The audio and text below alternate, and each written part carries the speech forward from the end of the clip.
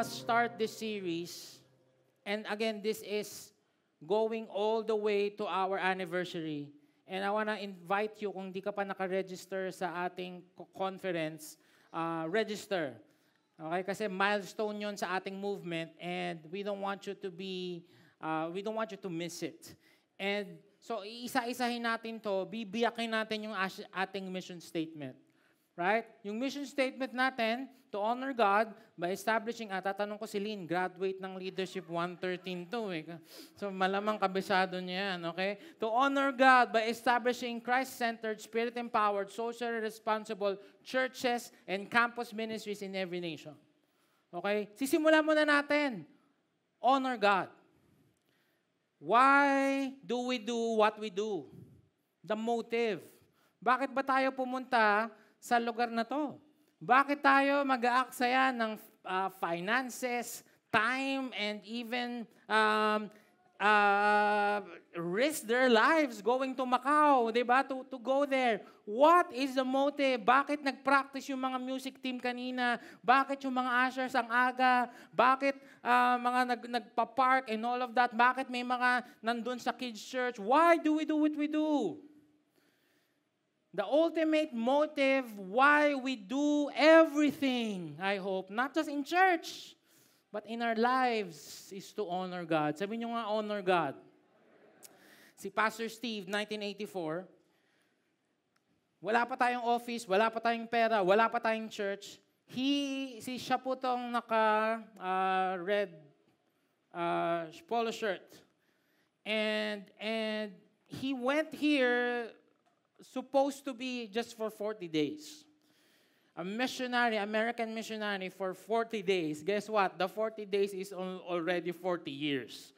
Pabalik-balik naman siya sa Amerika. But he thought that it was just a short-term mission. Just like yung kanina. Parang ganun lang. And yet the Lord brought to his heart a calling to plant a church in Recto. And sabi niya dun sa libro niya, so by the way, AI lang to, no? Hindi totoong itsura niya yan. Pero ginaya ko. He wrote in a tissue paper of Dunkin' Donuts. I went back in time and got this tissue paper. Bebenta ko to kay Boss Toyo. The Dunkin' Donuts tissue paper. Sabi niya dun sa Wiki Church na libro, I also vividly remember sitting in my office, quote-unquote, at a Dunkin' Donuts on Recto Avenue, one hot July afternoon in 1984, trying to write a vision, mission, purpose statement for our new church. The first thing I scribbled on that Dunkin' Donut napkin was, we exist to honor God. My gosh. Kauna-unahang sinulat at kauna-unahang nilagay ni Lord sa founder natin is not magkaroon ng cool na church, magkaroon ng magagandang LED, magkaroon ng napakadaming tao, magkaroon ng state of... No. The very first thing, to honor God. Sabihin niyo nga ulit, honor God. The honor and glory of God would be our starting point and our finish line. I love that. Whether or not we grew to be a large church was never the point. It is still not about becoming big, and it's still not about me. It's about honoring God and making disciples. It's not about Him because some of you probably you don't know Him. Hindi nyo nga siya kilala eh. Nakikita niyo ba dun sa mission, natin yung video, iba-iba? Sino ba yan? Pero every month, iba because that's who we are. We don't care about personalities. Our church starting point, our starting point is honoring God and our ending point is honoring God. At kung di pa yon bumabaon sa puso natin, I hope that the Word of God will encourage us today. Alright? Psalm 145, tayo.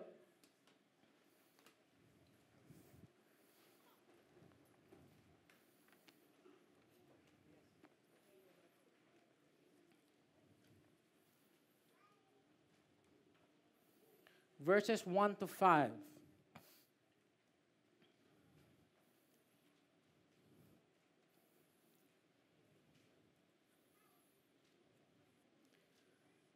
A song of praise of David. I will extol you, my God and King, and bless your name forever and ever.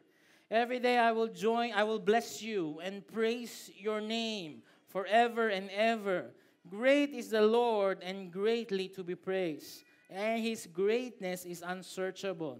One generation shall commend your works to another, and shall declare your mighty acts. On the glorious splendor of your majesty, and on your wondrous works I will meditate. Holy Spirit, I pray that you align our hearts today. In fact, exchange the heart of stone into a heart of flesh. Lord, we have different motivations why we're here. Yung iba, tradition lang, kailangan lang magsimba every Sunday. Yung iba, wala akong choice kasi yung parents ko attends here. Lord, yung iba parang, may hinahanap lang akong mapapangasawa dito. I don't know the motive, Lord, but align our hearts so that our hearts will beat, that every heartbeat of our heart will beat, honor God, honor God, honor God. Thank you so much, Lord. And I hope that we will die, Lord, honoring God in everything you do. Lord, sabi nga doon, whether we eat or drink, we do it all for the glory of God. Thank you, Lord, in Jesus' name. Amen. Woo! Psalm 145.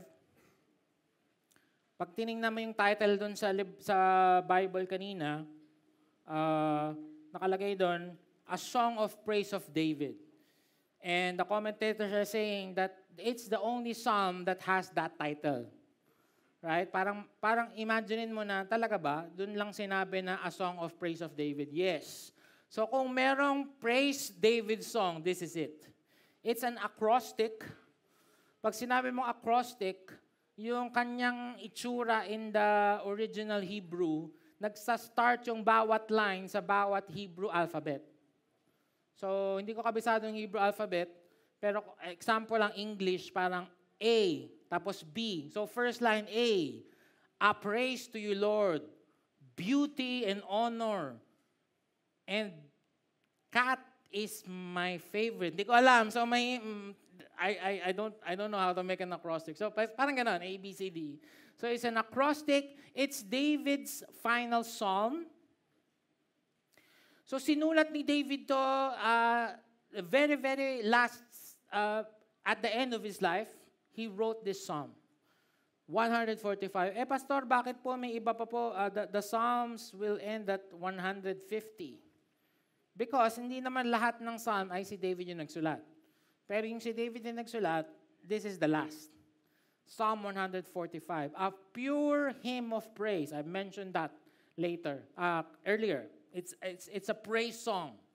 Right? So, number 4, it's emphasizing on God's attribute. Kaya nga all the more, actually bitin nga ako nung magkausap kami ni Jade, parang bitin yung verse 5. Sana binasa ko yung verse 6, 7, ang gaganda pa. In fact, I think we can make a whole series on Psalm 145 alone.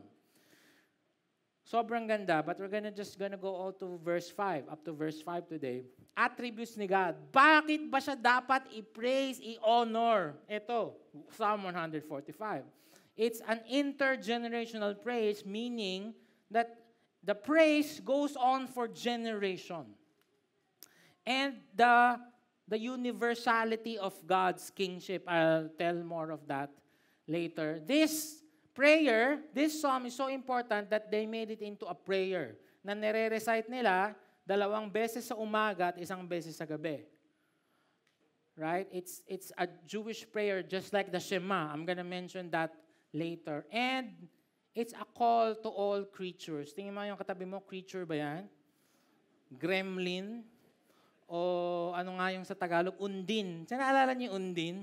Takot na takot ako doon ng bata ako. Yun. So, kung hindi, tao yan. Pero still, it's being called to do what the psalmist is asking here to do. So, sabi ni James Montgomery Boyce, Psalm 145 is indeed a monumental praise psalm, a fit summary of all David had learned about God during a long lifetime of following hard after the Almighty. So, hindi na to theory. So, nung sinabi niya itong mga sasabihin ko mamaya, hindi yun parang artistic lang na, ano kayang magandang word? No, na-experience niya to sa buhay niya. Sinulat niya. If I'm gonna die, hopefully, Doc Izel, mga 300 years, andyan yung doktor namin, after 300 years pa, 300 years, vampira. Pag sumulat ako ng Psalm, hindi na yung theory. Yun na yung talagang kung paano ko naranasang nag-provide, minahal, grace ni Lord, and everything ganon. So ito yung picture. Pag binasa natin mamaya, in-unpack natin mamaya, isipin mo, totoong-totoo to sa buhay ni David. It's very true in his life. Why should we, in case kailangan ka pang i-convince, i-honor si Lord? Ito, 3 points from the 5 verses. Number 1, we honor God because He is our eternal King. I will extol you, my God and King, and bless your name forever and ever. Pag makita mo, my means personal. So yun yung starting point. Personal na God ni David, personal na King ni David, si God. So ikaw din, hindi pwede yung the God of JM. Hindi pwedeng gano'n, the God of Manilin, the God of J. No, there should, maybe it's gonna start that way, but merong talon yun, transition, that it's gonna be your personal God. That if you're gonna write a psalm, hindi ka rin mahihirapan. Hindi yung papagawa ka pa kay ChatGPT, can you make me a psalm? No! Nag-uumapaw sa puso mo yung mga ginawa ni Lord sa'yo. And yun nangyayari dito. Nag-uumapaw kay David yung mga ginawa ni David, ni Lord sa kanya. And the very first thing that He is asking us to do is extol. Sabi niyo nga, extol. Extol means to raise and lift the name of God, Yahweh, to its highest place. Kinanta natin kanina, highest. In the highest place, and making sure that there's nothing equal. Ibig sabihin, mga kapatid, and even me would admit, that sometimes God is probably 3rd, 4th, 5th, 6th, 10th, 15th, 20th in my list.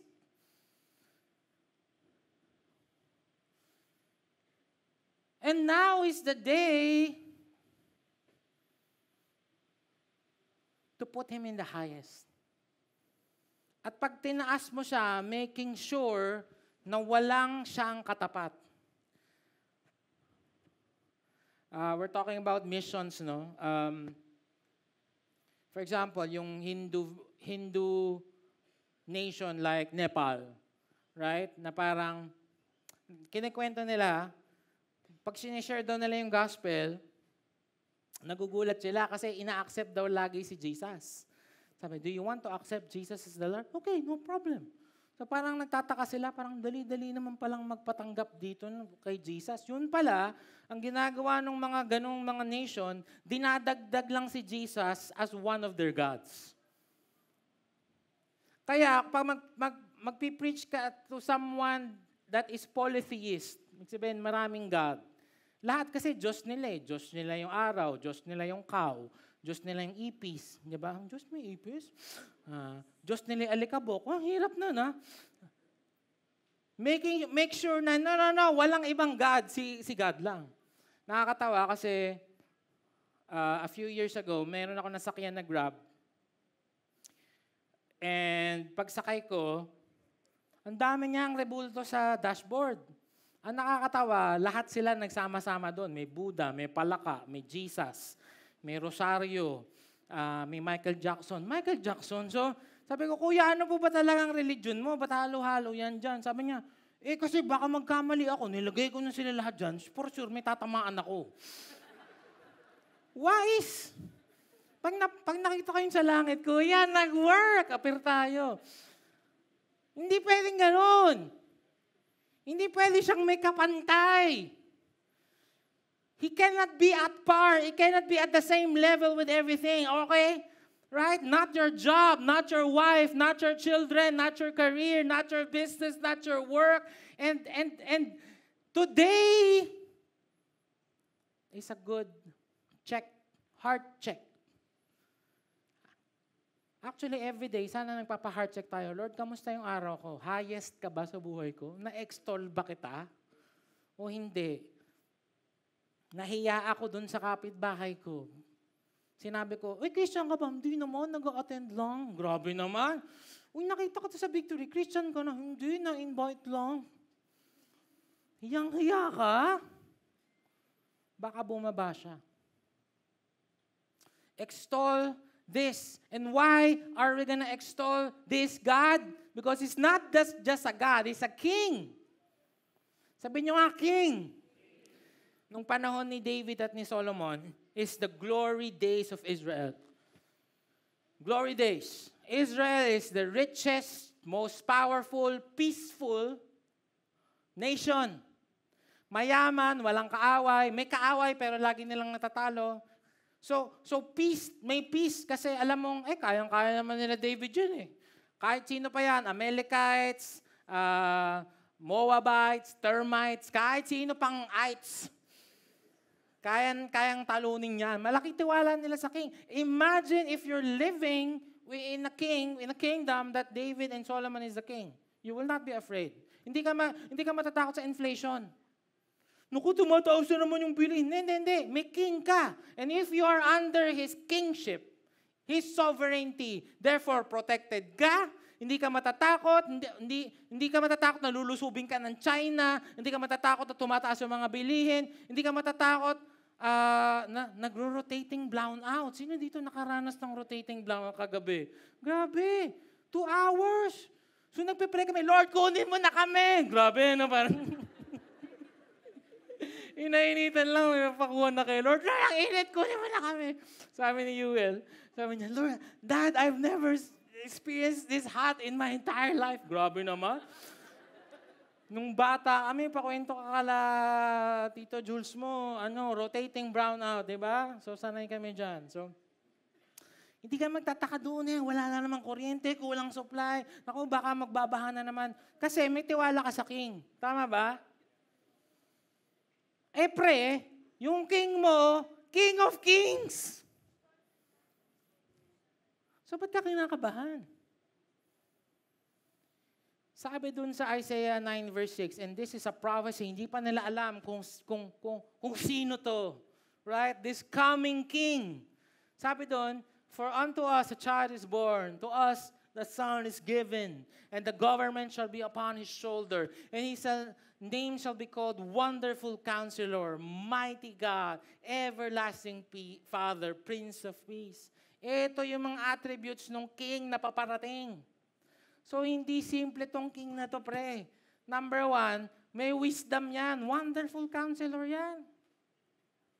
Naalala niyo yung 2 nanay na pumunta kay King Solomon? Pinag-aagawan nila yung baby. Si King Solomon, wise. Right? Sabi ng isang nanay, kinuha po niya yung anak ko. Hindi, akin po yan. Yan. Sabi ni Solomon, sige, hatiin na lang yung bata. Yung isang nanay na bubing, sabi, sige po, hatiin na lang. Mukha mo. Mama mo. Yun yung totoong mama mo. Mama mo. Ayan. Hindi ikaw ang mama, siya. Ganon. So kung kulang ka ng wisdom, pre, just like in the old times, pwede kang magtanong sa king. King, may problema po kami. Etong king na to, hindi kailangan ng appointment. He's ready to serve you. He's ready to listen to you. Not just wise, but powerful. Mighty God.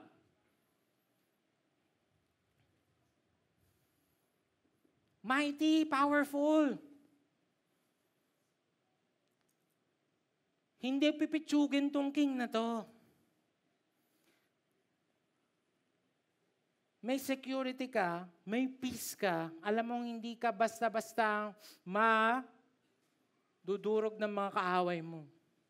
Because this is your king. And much more beautiful than this is that His kingdom will be no end from this time forth and forevermore. Diba, as wonderful as our kings are, mapapalitan yan eh. Kahit may favorite ka bang president or king, mag-end of term yan and wala kang magagawa. Or mamamatay yan in the case of the monarchs in England.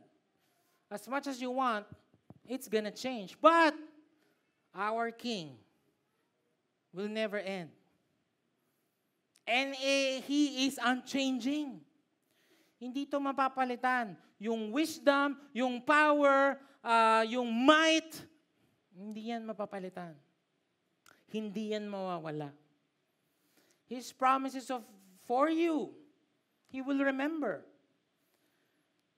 Just like Abraham, di ba? Ang tagal, pero Abraham, laging meron sa Bible, and God remembered His promise that He made to Abraham. Sabi ng Bible, God is not like man that He changes His mind. Hindi ito yung parang, uy, Lord, di ba nangako ka sa akin na mapapangasawa? Ilalagpas na ako ng 30, ba't wala pa rin? Ay, oo nga, nakalimutan ko, nak. Dapat pala 5 years ago yun, eh. No? Sorry, nakalimutan ko. Hindi ganun si Lord. Hindi niya sabihin yun. Hindi siya nagbabago. Therefore, every day I will bless you and praise your name forever and ever. Siguro ang tanong nyo, Pastor, hanggang kailan po ba natin i-honor si God? Ayan yung sagot. Forever and ever and ever. In fact, the whole eternity, hindi pa rin enough to honor God. Bless. Barak means to kneel, to bow with posture and respect. Praise means to shout, to boast, to celebrate, to proclaim joyously. Forever and ever. Kanina nga nag-worship, inip na inip ka na. Nakita kita na sa likod ako. It's our breath in our lungs and pour out our praise. Forever and ever nga, hindi ka makapag-intay. Guys, yung worship part, hindi po yan icebreaker. Bakit po ba may kantahan sa umpisa? Siguro para habang iniintay pa yung mga late. Hindi ganon! Hindi yung para doon. Para doon, i-bless, i-praise, i-declare yung pangalan ni Lord at itaas in the highest. So I hope you don't miss that. I hope you're serious. I hope you drop your phone. You bring your Bible because baka merong sabihin sa'yo si Lord during worship, you can read it. Pero drop your phone. Because that's the time that we will kneel, bow. If God is even asking you to literally kneel, then go on. I hope na hindi ka mahihiya. To bow with a posture of respect. To praise. Tingnan nyo naman yung Hebrew. Praise, boast, celebrate. Paano mo praise si Lord? Paano pag may nakakita ka ng bagong kotse? Pre, tingnan mo! Pre! Ganon, ang gagalaitik. Pre, tingnan mo yung bagong kotse. Pero pag si Lord, kamusta si Lord? Okay naman siya. Ano ba yan? Walang boasting. Pagyabang mo si Lord. Pag nakakita ka, di ba pag may nakita kang movie na maganda, ganda ng movie, pre. Gaano pa kaganda? Gaano kaganda? Hindi ko ma-explain. Ganon yung praise the Lord. I hope praise the Lord will not just be like a Christian language lang. Praise the Lord. Maka-praise the Lord ka, wala naman sa puso mo. Sa akin lang, praise the Lord. Para kang lasing. No! Celebrate joyously proclaim. Kailan? Every day. Hindi lang tuwing Sunday. Forever and ever, from this day on to eternity. Okay, they stress the eternity of God's reign and the endless duration, the praise He is due. Endless duration of the praise He is due. Ibig sabihin, kung mag-start ako ngayon ng praise the Lord, praise the Lord, praise the Lord, hanggang mamatay ako, hindi pa rin enough. Kasi yun talaga yung deserve niya. Amen ba? Iba ayaw.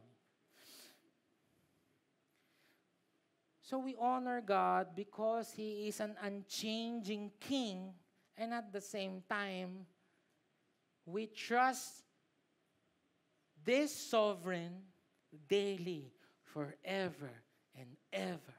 Wow. Again, kung ikaw ay nakatira sa isang powerful, rich king, you would trust him. I invite you to do the same thing with the King of Kings and the Lord of Lords. Sabi ng Revelation, in His robe were written the words, King of Kings, Lord of Lords. That's Jesus. Whom deserves honor and praise. Amen? Whew. Point 1 pa lang yan. Number 2. We honor God because of His incomprehensible greatness. Sa Tagalog, hindi mapaliwanag na kadakilaan. Hindi mapaliwanag na kahusayan at kagalingan at kalakihan at kaosaman at naubusan na akong Tagalog eh. Great. Sabi nyo nga, great is the Lord. Great is the Lord and greatly to be praised, and His greatness is unsearchable. Pambira, 3 great sa isang phrase, isang sentence. That means not just double, triple emphasis. Great, great, greatness. Great means large, significant, and important, and intensity. Ang pangit kasi ng word na great sa English eh. Di ba pagka, minsan nga sarcastic pa, di ba? Pagka nadapa, great. Sarcastic. Mas maganda yung Hebrew. Gadol. Large, significant, important sa NIV. His greatness no one can fathom. His greatness is beyond discovery. There are no boundaries to His greatness. Kung naghahanap ka pa ng reason kung bakit i-honor si Lord, ayan, no? This is what you call the transcendence of God. Sabihin nyo nga, transcendence. It's an attribute of God. Pero para maintindihan nyo yung transcendence, kailangan kong sabihin sa inyo yung kabaliktaran ng transcendence, which is also an attribute of God, ang immanence. Immanence. Immanence means, picturean nyo na lang, pero explain ko, ibig sabihin, when He created the world, He is involved in creating the world and did not leave the world. He's still there. Okay? God is present and active within the universe, and more specifically within the lives of the creatures. This means He's not distant, detached from the creation. Okay? So, for example, something beautiful like here in Cape Town, napakaganda talaga niyan, my favorite place in the world, maybe. Okay? When you look at the Table Mountain, when you look at the sea, when you look at the city, you look at the cloud, mapapa-worship ka talaga. Na parang, yung sinasabi ng Romans 1 verse 20, that His invisible attributes is clearly seen, so they are not without an excuse. Parang sinasabi ni Paul, anong sinasabi mong walang Diyos? Kitang-kita sa creation na may Diyos. So yung immanence ni Lord, He is in the creation. We feel it. Katulad sa Nepal, when you see Mount Everest, grabe siguro, mapapa-worship ka, makita mo yun. When you look at Mayon Volcano, di ba parang, wow! And He's involved.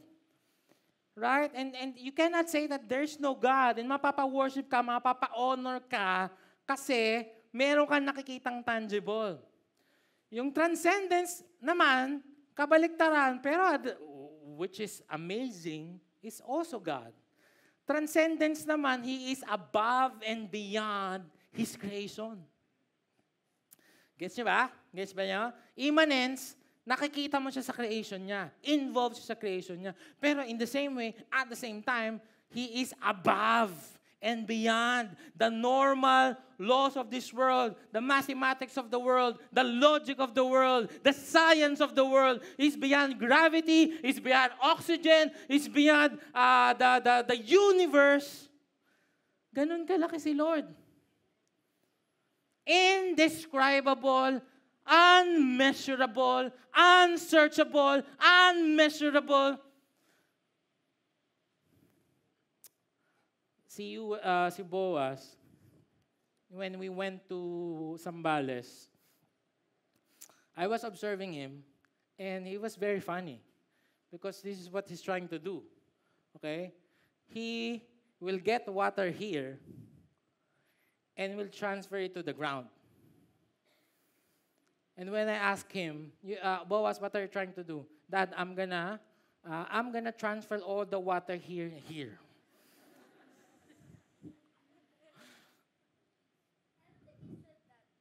He said that, but broken, of course. Sabi niya, I'm transfer water here, there. Sabi niya ganun. How many of you know that that's impossible? That cannot be done. That's the same thing in understanding God. It will take our whole lives, and we will still not understand God's goodness, greatness, His works. Napakalaki ng Panginoon, ng Diyos. Napakadakila.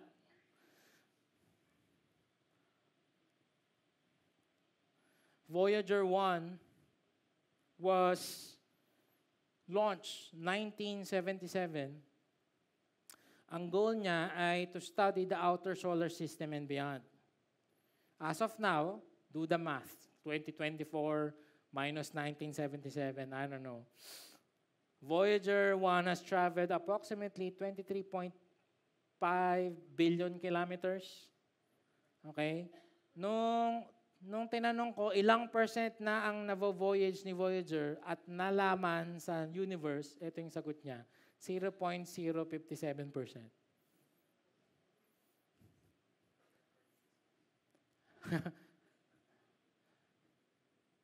Napakalaki ng universe. Isang universe pa lang, yung multiverse pa.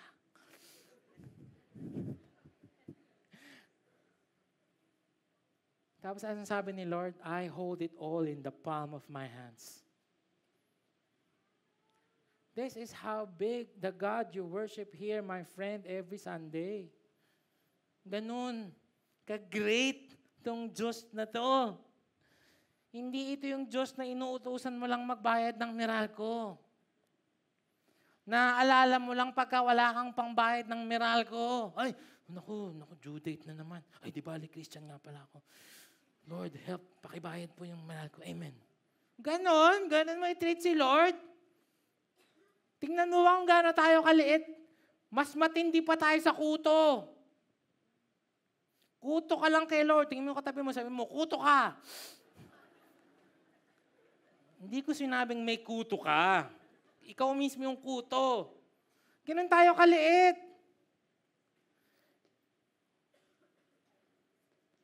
Kaya nga sabi ni Paul, sabi niya, kung sa tingin yung unfair si Lord, bakit wala bang karapatan ang pattern na ang gawin niya sa palayok?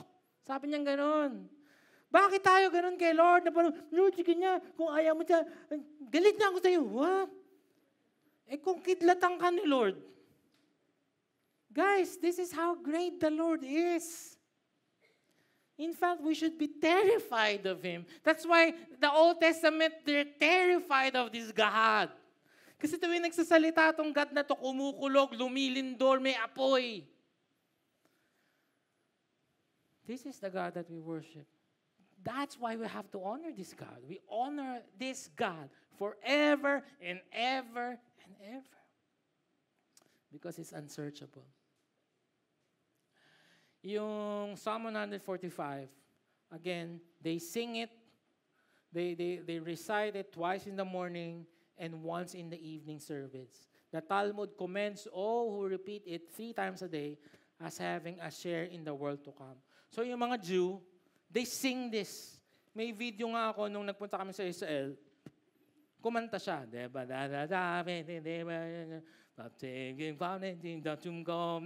Naging voltage 5. Tinanong namin siya, what is that? That's Psalm 145. Kinakanta nila every day. Anong kinakanta nila? Great si Lord, great si Lord, great si Lord. And probably you're gonna tell me, hindi ko nga po mape-praise si Lord ngayon. Hindi nga po siya great sa akin. Wala akong pera eh. Brinekan nga ako nung shota ko eh. Nalugi nga ako sa negosyo or nasira nga yung mga relationship namin or wala nga akong trabaho ngayon. Hindi ko ma-worship si Lord. Guys, no. You don't. That's not the point. We worship God not for what He's done. We worship God for who He is. His nature. So we worship God every day. The reason why we extol, we bless your name, we praise every day is not because may pera ka ngayon, o kaya sinagot ka nila mo, o kaya nagbabakasyon ka, o kaya nasa hotel ka. They sing about this every day because God is great, period. The greatness of God. God is great.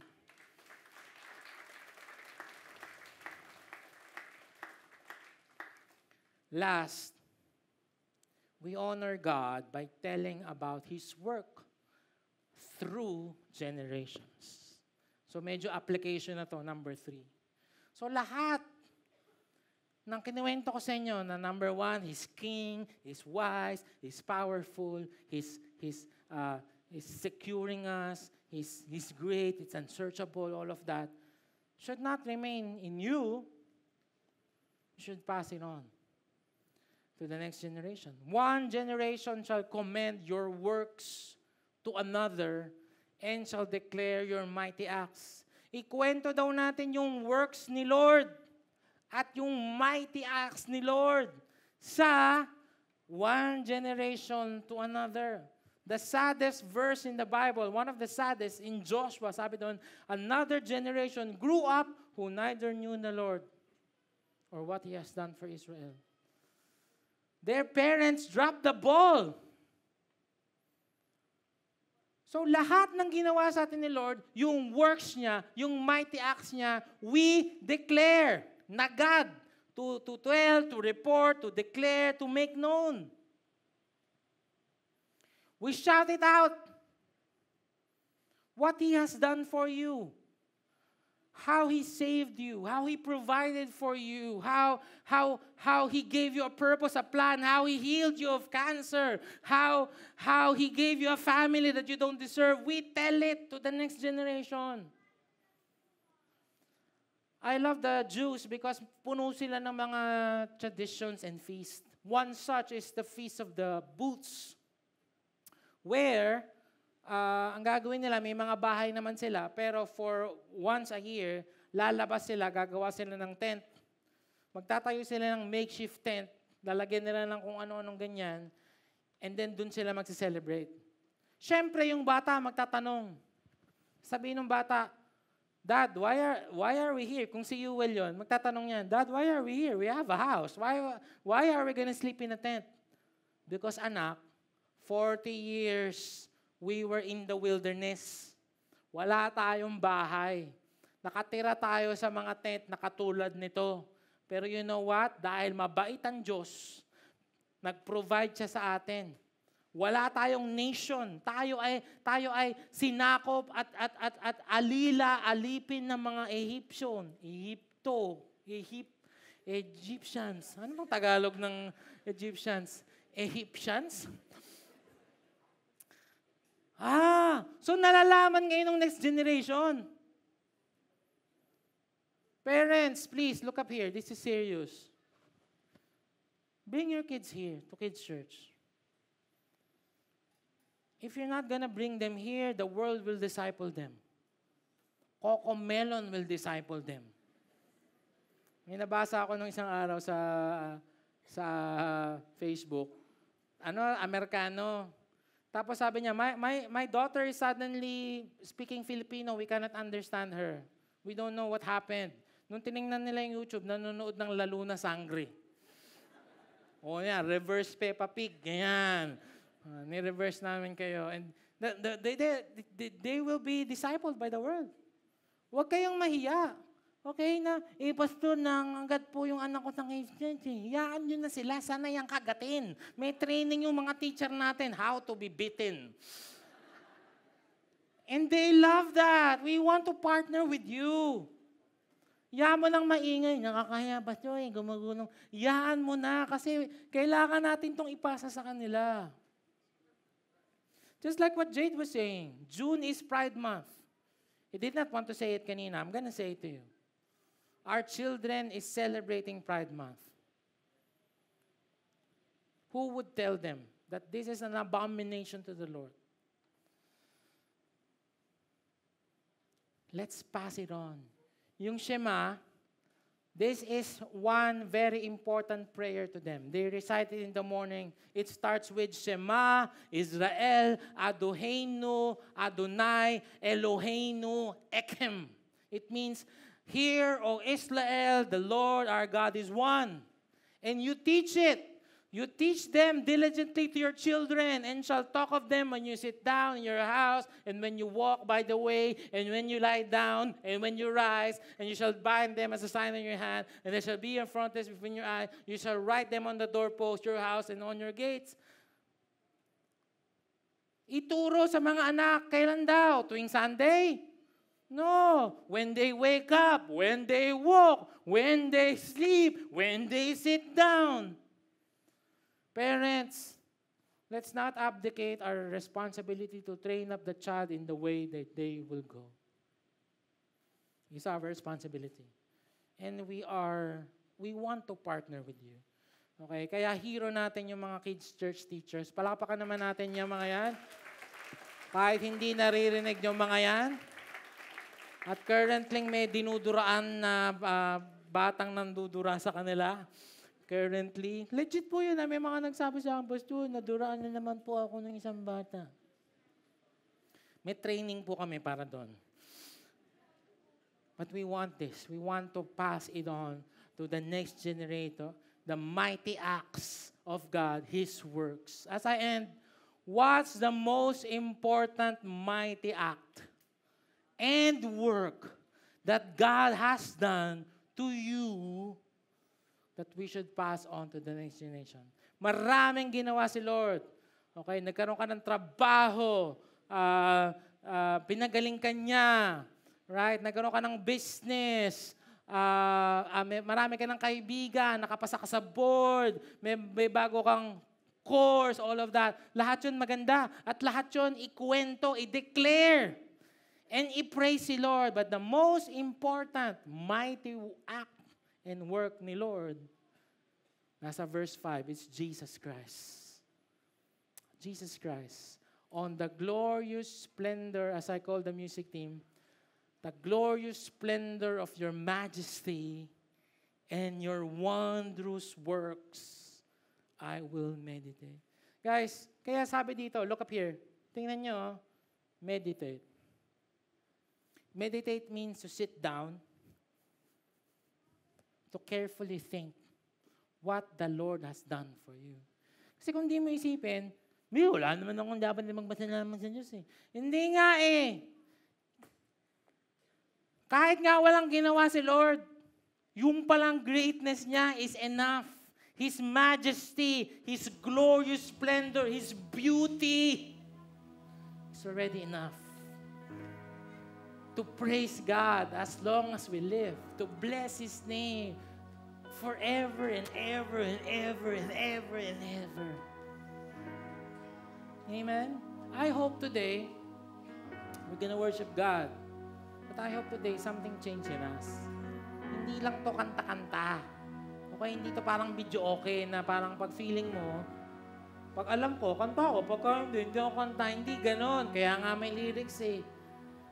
Para matulungan namin kayo to bless the Lord, to praise His name, to put Him, to extol Him in the highest, and make sure that no one else is there. Not you, not your dreams, not your family, not your career. Put Him in the highest. Amen?